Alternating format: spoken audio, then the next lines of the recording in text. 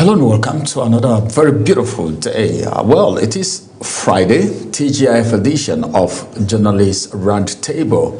The table is so round, and of course, the table takes three guests, including you who is out there. You will make it for on the Roundtable. Welcome once again to Roundtable on Global Television, reaching you live and direct from the nation's capital. What's making headline? Which of the headlines interest you today? Did you go through it? Well, on the Hangout this evening, we'll be looking at, on the Roundtable, we will be looking at something very special, topics making round from the national dailies. My name is Ramsey Enoch Agbo, and of course, like we always have it on Journalist Hangout, Roundtable, we would be looking at the major headlines. Two guests on the program. I have right in the studio here, Charity Marcus, a journalist joining on the Roundtable this beautiful evening. It's good to have you, Charity. Thank you, Ramsey. Thank you for having me. It's so good to have you. Right. There are some headlines. Our second guest will be joining us in a moment from now. But then, let's go straight to Kwara State. The incident in Kwara State, the attack, the lives that were taken on the national daily today. People describe it in different ways based on the view of the various editors. They looked at it from different perspectives. But what we want to look at now is what the government is saying. The government is attributing it to religion. They said those people are religion connected, maybe religion, should I call them religious bias, because they were referred to as religious extremists. Then some of the papers said these people were attacked and killed, all right, because they don't believe in what these other persons believe in. So what would you make of that? Some persons are saying, well, must they politicize everything? Why is it that whatever happens, they will attach it to maybe religion, tribe, or something? But almost all the papers were saying the same thing. On the whole, we thought these attacks were only common in the north, maybe north central, and a pocket of it at some other parts of the country. But now, this is Kwara State we're talking about here. What do you think, all right, of this whole, permit me to call it a drama. What do you think of this whole drama and everything that everybody is saying? What's your own perspective? Well, for me, it's a sad situation that we find ourselves. When I first read about the attack in Kwara State, it happened a few days ago, and then we keep having conflicting figures as to the number of casualties. Well, those who the incident affected directly are talking about 100 and over people, and over 100 people being killed. We have the official reports from the government saying 75 people were killed.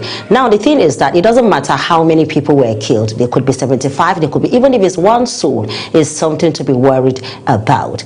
Then you talked about, yes, Kwara State has always been known for maybe robbery, pockets of cultism and all of this, but as we speak, Kwara State is now being invaded by terrorists.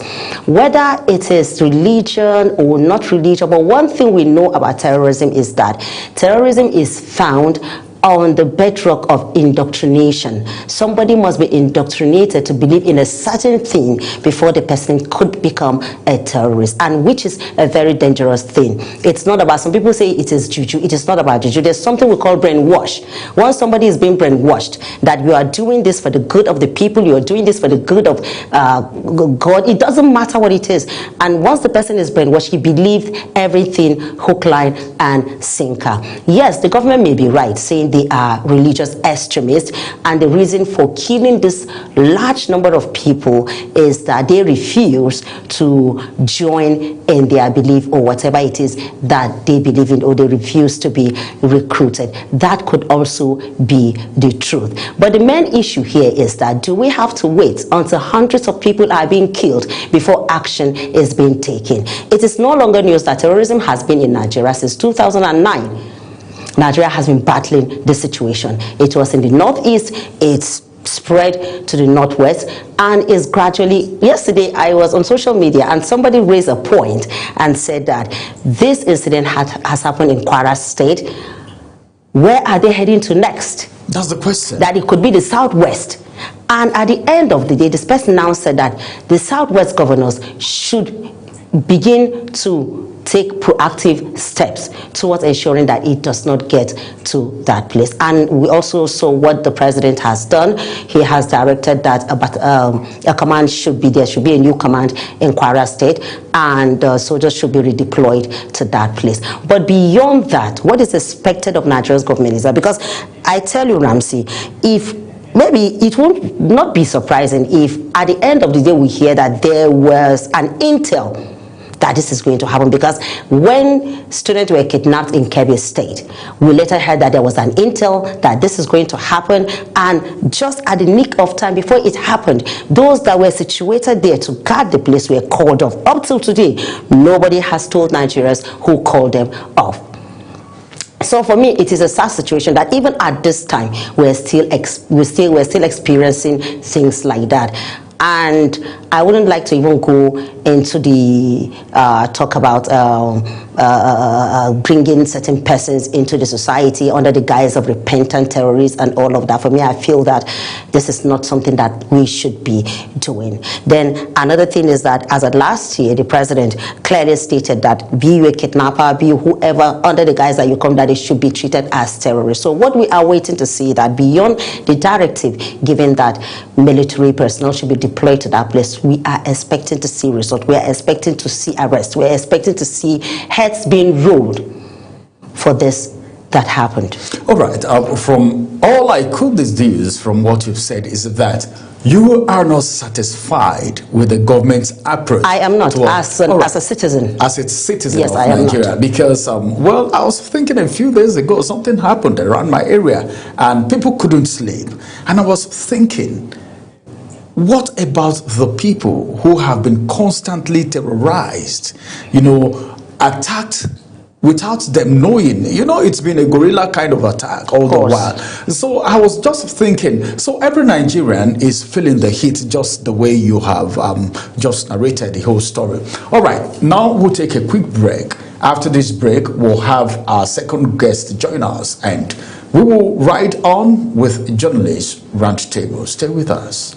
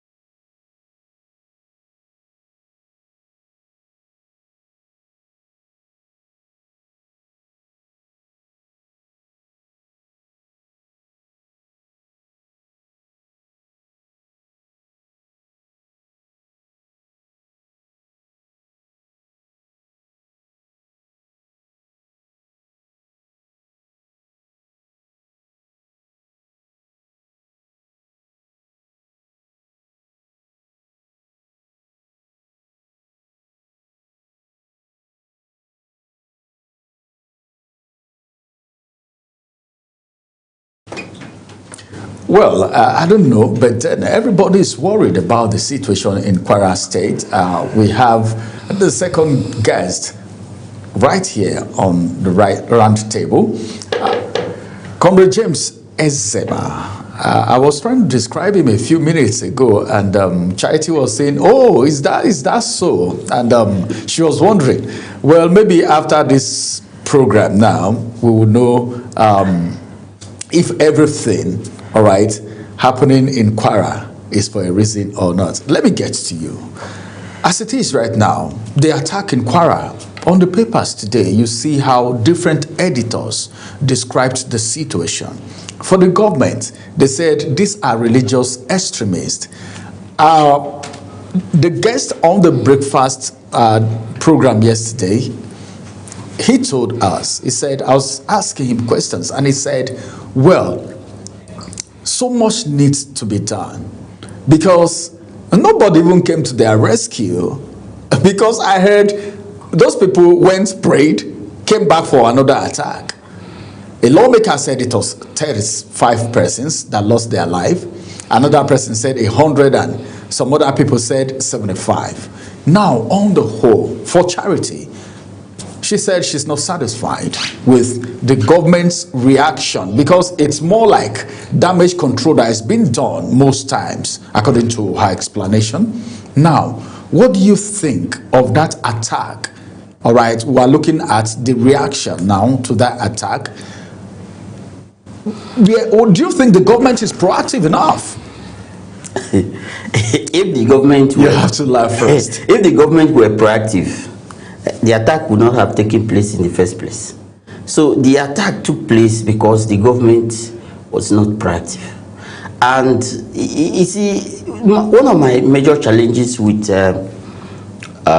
the current administration is that they seem to prefer a fire brigade approach to everything, rather than seeing that this is something that has been recurring. You see, Kwara State is a state that have recently been added to the enclaves, the enclaves of these non-state actors.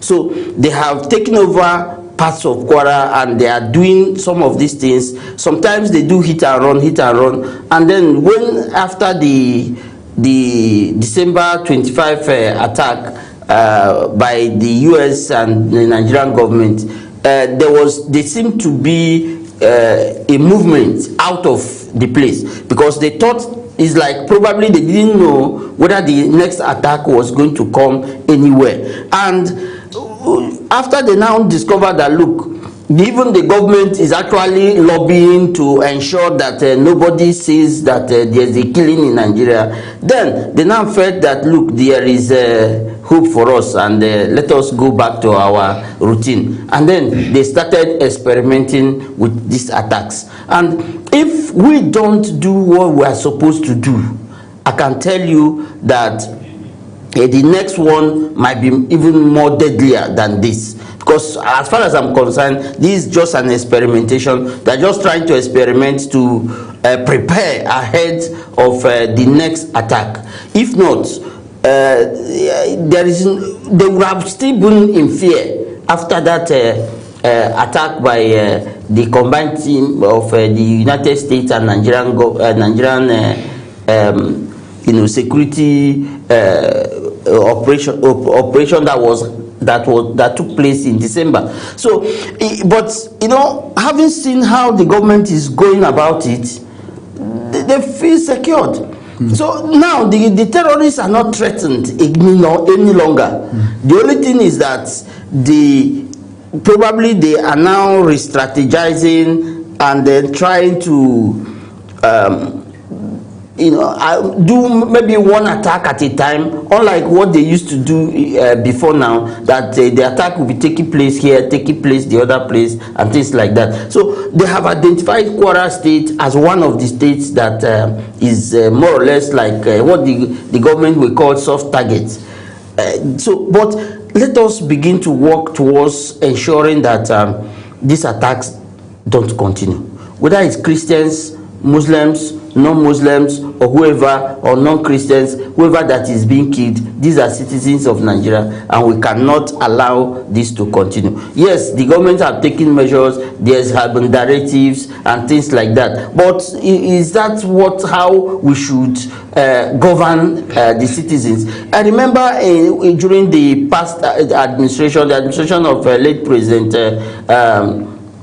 Muhammad Buhari, there was this issue. At a point they were saying, no, these people are foreigners, they are not Nigerians, and things like that. And then the people who are non-Nigerians are occupying territories in Nigeria, and then they are killing citizens, and the government, all the government is doing is taking reactive steps, and then making press releases, making reassurances that at the end of it you will discover that it's just hollow.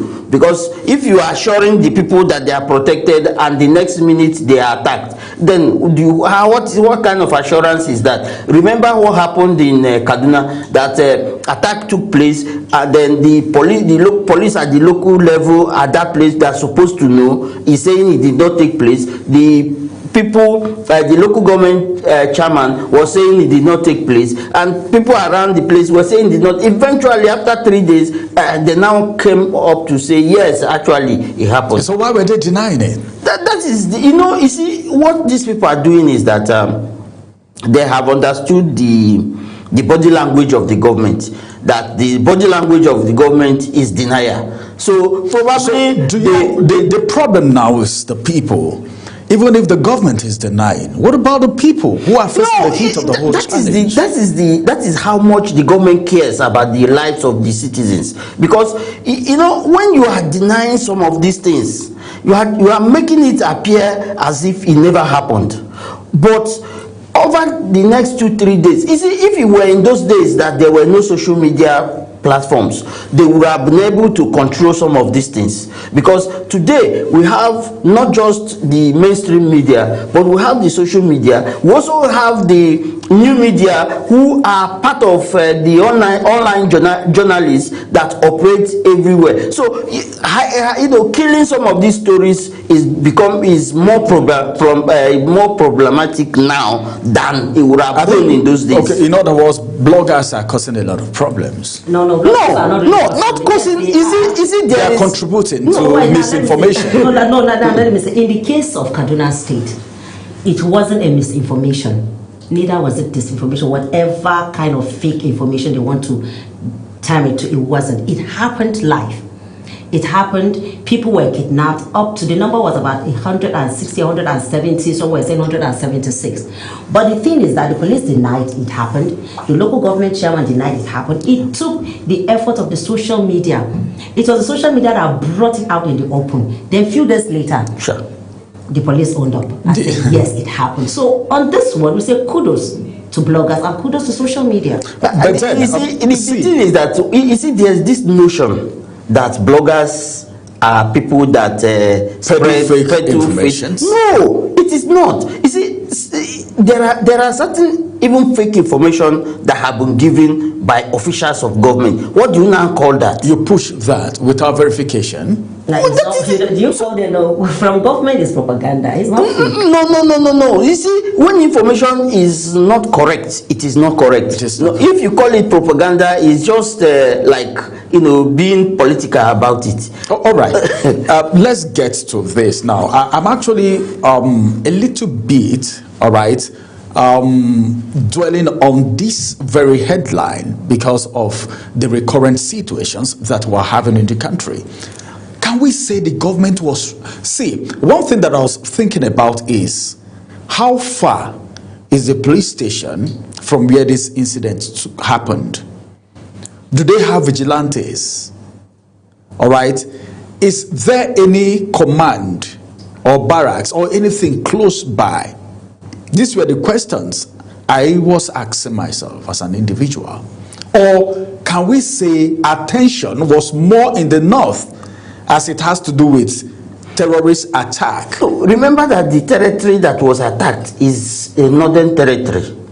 It's not southwest. In Kwara State. Yes, Kwara State Not is not southwest. So, and then that's why if you watch within the southwest, the people that have been slowing down the operation of these terrorists have been the Amoteku security outfit. Kwara is not central. Yes, Kwara is not central. Kwara is not part of the southwest, and that is why it seems they have found a soft space, a space that is less governed and that they are operating. And the state government should also take steps to ensure that they deal with this situation, because they can't continue to wait for federal government. Hold it for a minute. Let me come to Charity. The issue of vigilante. Even the president at a point was saying any governor that can should go ahead with state policing, right? You remember that after the invasion, should I call it an invasion or visitation of the United States and all of that, so many things happened. Now the issue of vigilante. Every community, you just made a reference to the Amotekun, you can see how equipped they are. Just recently, some thousands of security operatives were recruited by the Imo State governor. We took that story here. In their numbers, sure. The equipment they have, you can equate it to what some of our security operatives have with vehicles and everything. Why don't governors, in collaboration with the local governments, the 774 local governments in Nigeria, collaborate and have something like that? If we know that this insecurity of a thing, the terrorist attack, banditry, kidnapping has become a thing that has somehow come to stay, why don't we have that, Charity? Well, as to why don't we have that, I would say that would be for the governors to answer. But if we want to look at it as it is, yes, there has been go ahead by the president that state who can just go ahead and create their own state police. And talking about the Amotekun, they've been doing a lot in the southwest to ensure that security is being tackled, at least to the barest minimum, even though we still have pockets of attacks in the southwest. And then come to Kwara State. Now the thing is, let's just say that it is a project in progress, because it wasn't long that declaration came from the president that you can go ahead and create your own state police. And the kind of attack that took place in Kwara State, I tell you, I don't think if they didn't see it coming. I don't think a vigilante would have even been able to fight them off. But you were talking about, is there a police station close to that place? Why is it that there was no effort to stop it when it was happening? Because we understand that it happened, it took place, it went on for about 3 to 4 hours. Yes. The attack. It wasn't like just come in and go out. So, and they even went to pray and return, according to some papers. I expected that in this age of GSM and everything, there must have been some frantic calls from these people. So no matter how we look at it, state policing or not state policing, the state governor has more questions to answer. It for me is beyond telling us that this attack took place because the people refused to join, that it is that it took place, that those who attacked them were religious extremists and all of that. It goes beyond that. The vital questions to answer is, how is it possible that terrorists will attack 2 places for over 3 hours? Even for an hour, it is expected that there should be some sort of rescue. Something should happen. But for it to go on for 1, 2, 3, according to BBC, about 3 to 4 hours. So if something like this could happen for 3 to 4 hours, we cannot even say that such communities are, even if the community is under the cave in these days, there must have been efforts by people to get help. Why is it that there was no help? That was a big question. Why is it that there was no help? There was no help. In this digital age, why is it that there was no help? Nobody could no call, nothing. Even an attempt to repel them could do.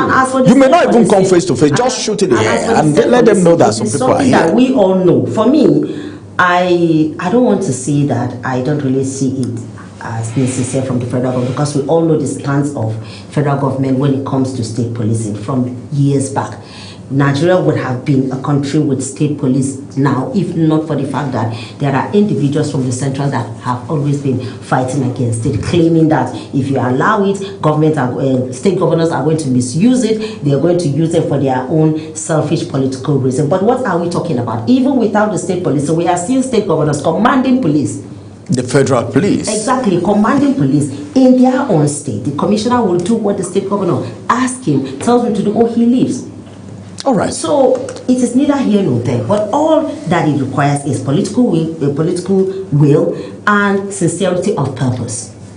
Is the government sincere? Is the government really, really interested in carrying out its constitutional responsibility, which is the protection of lives and property?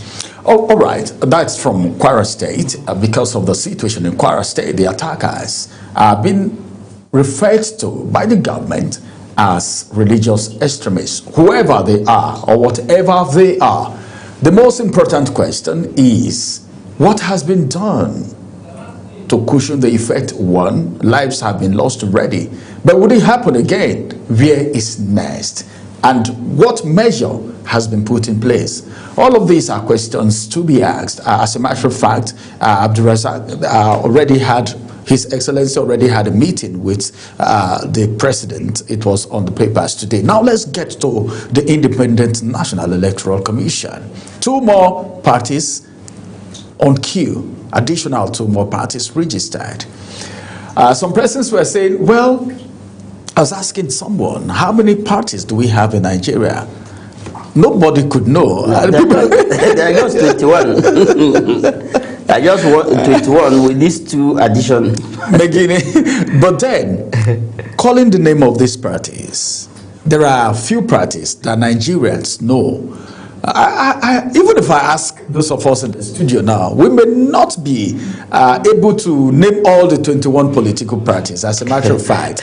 But then that's not even necessary. I remember one time I was going through the list of registered political parties, and I saw Boot Party. Boot Party.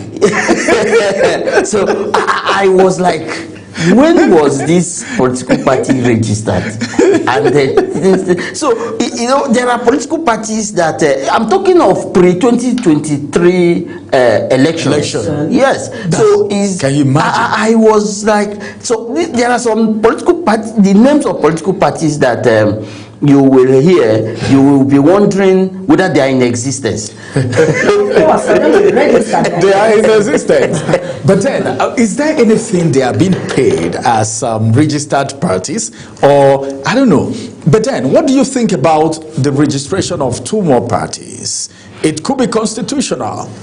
But how impactful is it? Is that what we need at this point in time when everyone is saying, hey, come on, Amopiton, you promised us so much. But then 2027 is around the corner. The FCT election is coming around. It's just close by here. Someone told us here today on the breakfast show that people who registered have not gotten their voter's card, and INEC is given excuses. This was said by the leader, the president of APC youth leader in FCT. He was here this morning. So all of these are issues. But then the issue of having more parties registered, what does it mean to you? Charity? Well, I would say it's democracy at work. Yes, democracy at work. Even though yesterday, reading through the story and seeing it happen, and the INEC chairman saying that over 100, I think about 170 something groups registered for party, only 2 were registered. There's the applications. From all the applications, about over 100 applied, only 2 were registered. Well, for me, I could say, okay, that means that INEC is doing its due diligence. Because it would have been like 50 or even 100 being registered, but for the fact that we have only 2 out of over 100 being registered, it means that INEC is doing its due diligence. And having 2 more political parties, for me, I see it as democracy at play, because we can have as many as 100 political That's what parties. makes it democratic. Yes, it's democratic. It's a multi-party democracy we're as practicing. long as a group meets the requirements, you can go ahead and register. INEC should register you. But the question is, will that mean Nigeria having fair and credible elections? That is a story for another day. Right. Does that mean that every political party will be treated fair, will have a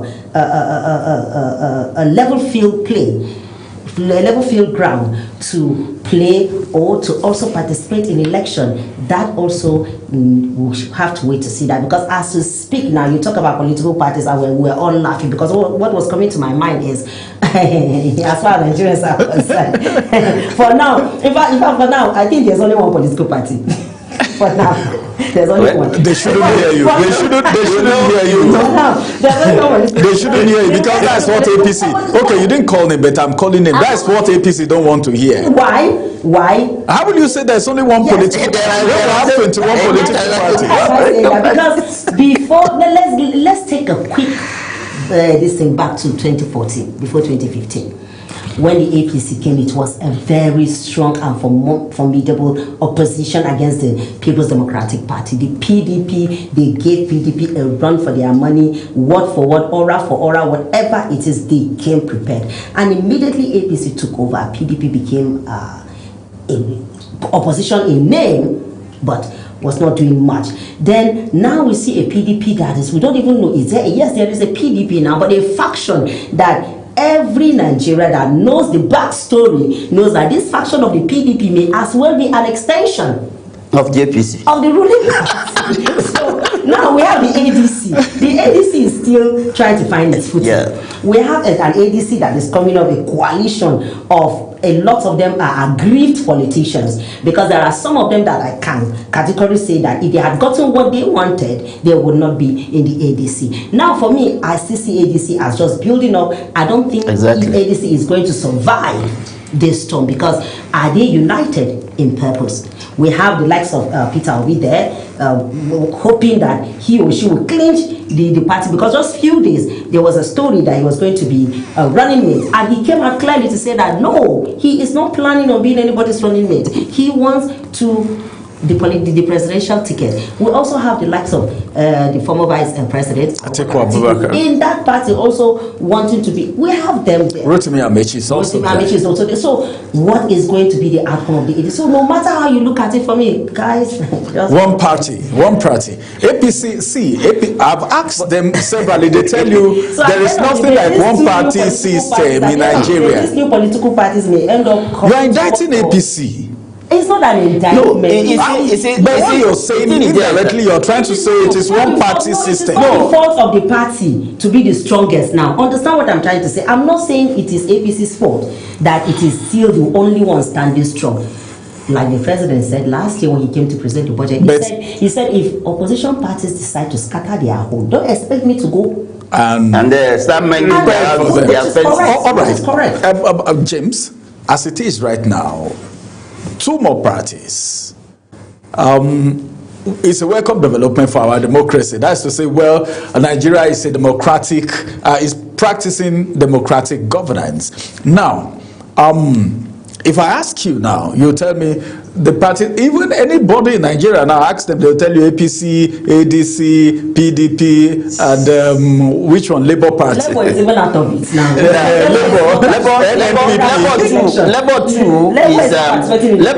Labour 2 is they have two camps until their case gets to the Supreme Court again, because as I'm looking at the case is going to go back to the Supreme Court, and the Supreme Court will now have to make another pronouncement before we can now see whether it could be resolved, because court's rulings don't resolve political party crisis any longer in Nigeria. What resolves political party crisis in Nigeria is what INEC wants or what the APC wants. Just like INEC have recognized the wicked fashion of the people. So, and people there who are crying about, but there is one political party that I don't know whether you know is registered.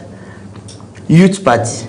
Have you ever Youth heard Party. of it? YPP. No, that's Young Progressive Party. Yes, that's But there's Youth Party. Youth YP. YP. Yes, there is YP. Youth Party. YP, yes. There is Who is leading? Who are they? The youth are. No, if we have youth party with all this agitation for not too young to run and all of that, I think that party should be competing with APC. What we are talking about, you know, the two political That party? No. If it is a party in real sense, because what they'll be even today, somebody have told me when is the leaders of tomorrow, when are they going to emerge? When is it going to be their time? Now, incidentally, the two political parties that got registered, they have democratic in their names. The two new political parties. The other one is Democratic Leadership Alliance, and the other one is NDC. Nigeria, what they call it, Nigeria Democratic Congress. So, you know, democracy is in action, and we can see it. But how well structured is our political party system? And their ideologies. No, when it comes to ideology, I think it is wrong for us to say that Nigerian political parties don't have ideology. Do they? Now, it may not be a written ideology. Just grab power and share the resources. That is the ideology. Grab power, share the resources. Grab power, share the resources. That is the origin. The slogan is that you are not giving power. You don't take power. You take it and run with it. Is that an ideology for crying out loud? Power is not giving a la carte. Yeah, because so you have to grab it and run with it. Either way, you want to do it. But the important thing is that get there and let them go to court. Funny as we are laughing at it now, but it is not really funny, because if political parties are actually built on ideologies, we would not be seeing the pockets of defections that we see every election year. We would not be seeing. They've already defected. And it is difficult to actually build a political party based on ideology in Nigeria with the current psyche of the people in the country, because what everybody is thinking now is how to survive. Poverty is endemic, and hunger is biting, and what people are thinking about now is how do I feed myself, how do I survive for the next day. You are talking now about somebody should go and he should not sell his food. Come on, people are looking. What's what happened in Anambra? People are looking for where they are buying the highest with the highest amount of money, because they want to eat. And you are talking that once you collect the money, then you have sold your birthright for the next 4 years. Some of them don't care.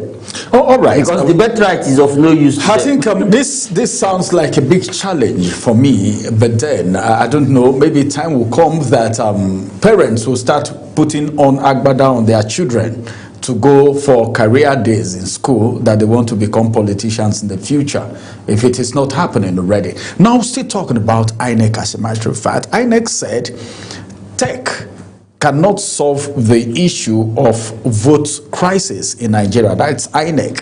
And that takes us to the issue of glitches. Transmission glitches. glitches. The problem is I agree with INEC.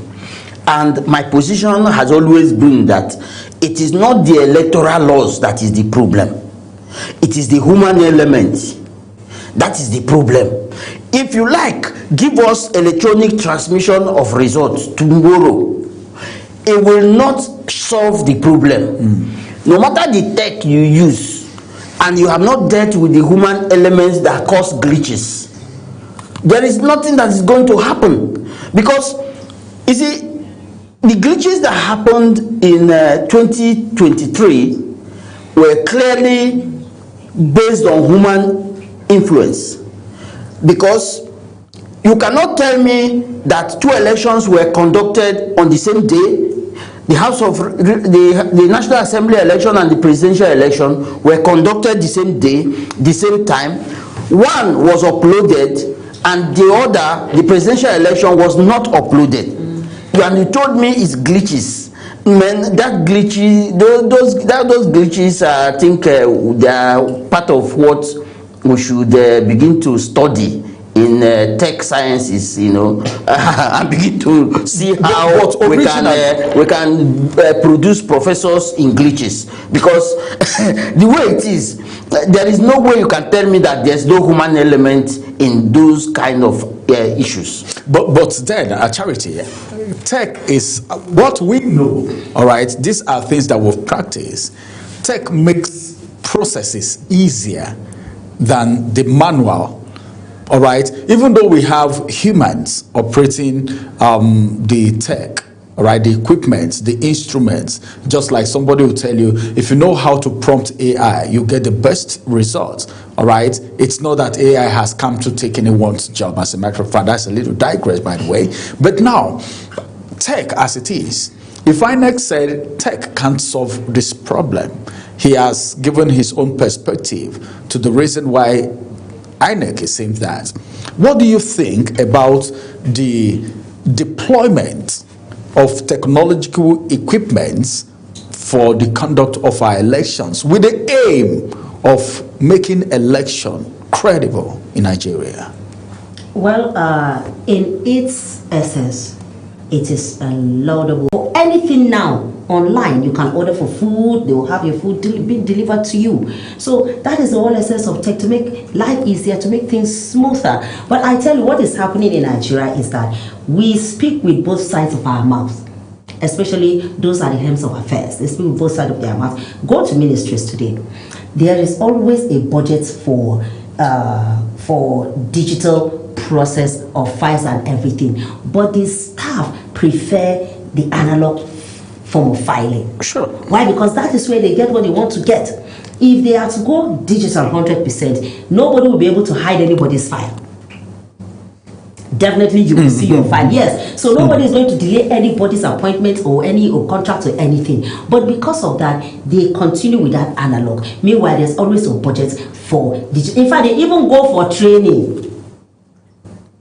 So if the INEC chairman, George Amukutan, is saying this, he knows. And for me, again, I'm thinking in my own way, my own opinion, it is my own opinion, that he is also trying to prepare Nigerians ahead of what is going to happen in 2027, even though everybody is calling for electronic transmission of results right from the polling units. This is what every Nigerian yearns for, except for the politicians. All right, Comrade James. But I think he's preparing Nigerians that, hey, should this not work, remember, I warned you that this alone cannot fix. But it has not worked before. Has it worked before? It works. Remember, card readers. But when it comes to the presidential election, like we have established, it was a different board.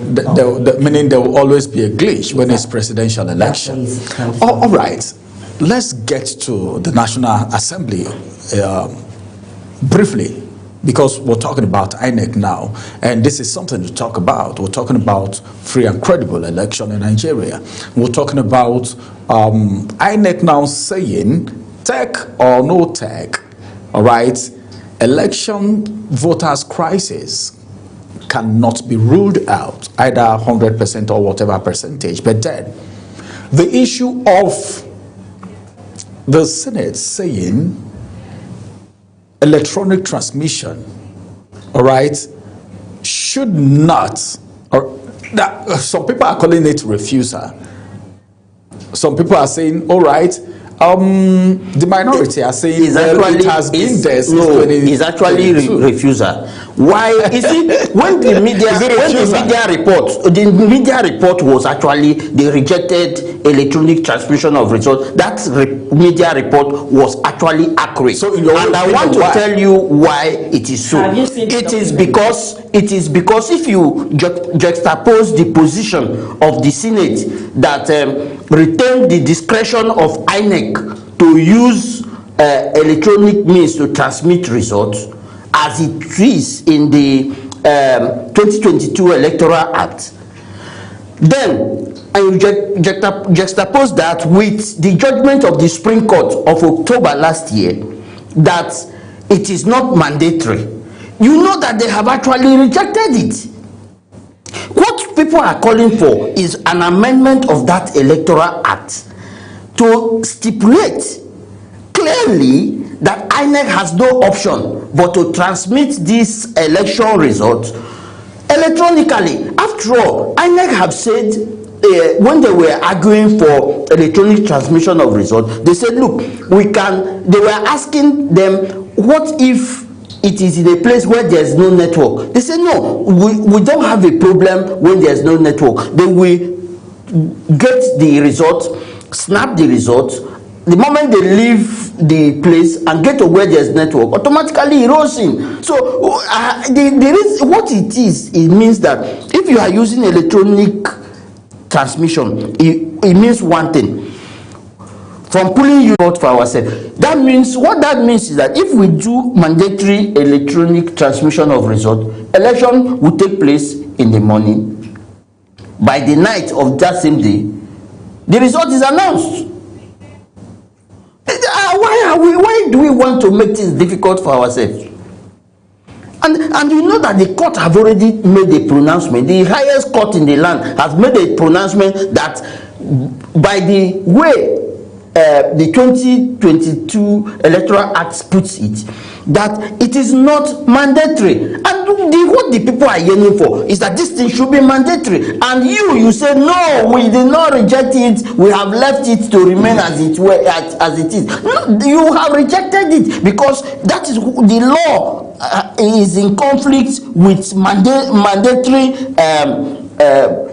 transmission, and that is what we are talking about. You have rejected transmission because once it is within the discretion of the INEC to do so, that is a rejection. So it is not left for INEC to decide what to use. If INEC wakes up in the morning of that day and tells you that okay, today we thought we would do electronic transmission today, but we are not doing electronic transmission today, then okay, we will do electronic transmission in the Senate election, but in the House of Rep election there will be no electronic transmission of results. That is the exercise of discretion. Oh, presidential election we'll do transmission, but in the governorship we are not going to do transmission. That is discretion, exercise of discretion. Or they can start transmission, they say no, we have stopped transmission, the electronic transmission now. We are not transmitting any longer. We are changing back to analog. That is the exercise of discretion. So, but those are not what we want. Nigerians are saying, give us electronic transmission of result and make it mandatory. That is it. Anything short of that is a rejection. Okay, you say Nigerians are saying. Yes. The majority of if I'm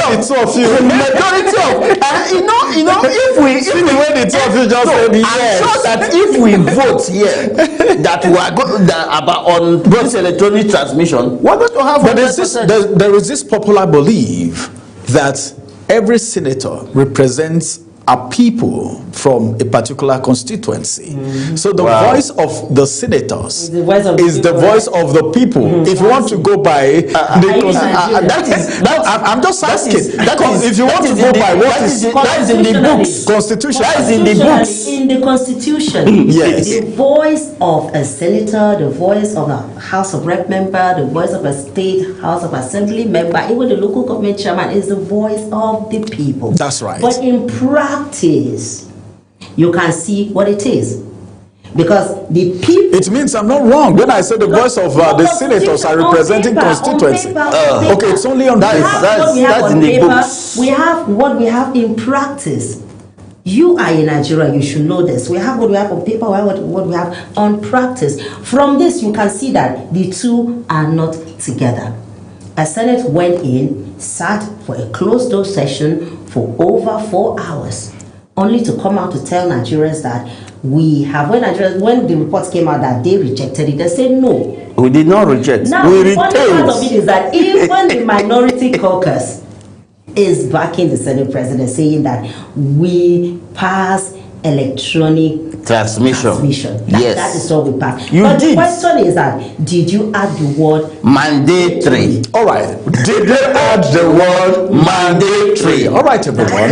This is going to be the size of the roundtable discussion by this gentlemen, general. Okay, gentleman and a gentle lady. Well, thank you very much. Lady and gentleman. Ladies first. Please, we'll discuss that topic later on. First. Later on. All right, Lady. a gentle lady and a gentleman. But in the media, they are all gentlemen. My time is up. All right, thank you very much, Charity, for joining us on the Roundtable. Thank you, Comrade James, for joining us on the Roundtable. Kudos to you. Thank you. It's been a very wonderful time, everyone. As a matter of fact, we can't finish this discussion in just one sitting. We just had to pick a few out of the numerous headlines that we have today. All right, everyone, I want to say have a wonderful weekend. My name is Ramsey Enoch Agbo. Bye-bye for now.